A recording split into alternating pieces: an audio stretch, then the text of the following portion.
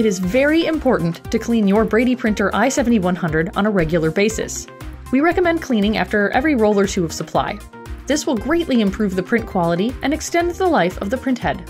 It is recommended to use foam swabs pre-soaked with isopropyl alcohol. These swabs can be purchased in packs of 50 from Brady.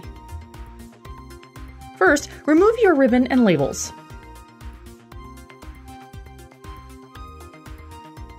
You may also want to remove the anti-static brush for easier access to the printer components.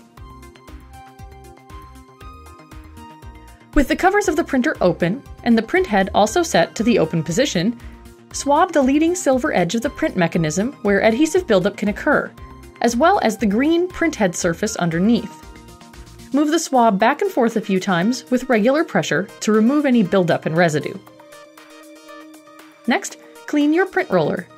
You can rotate the roller manually with your thumb to advance the roller to be sure that you clean all sides.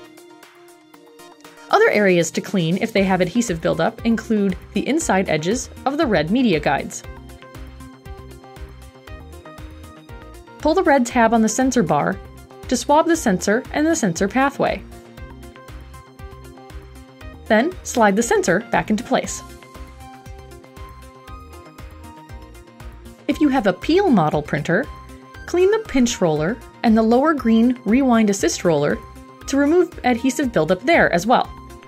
If either the top or lower print rollers show wear after cleaning, which includes a rough surface or little bumps, then the rollers should be replaced immediately, as they will damage the printhead.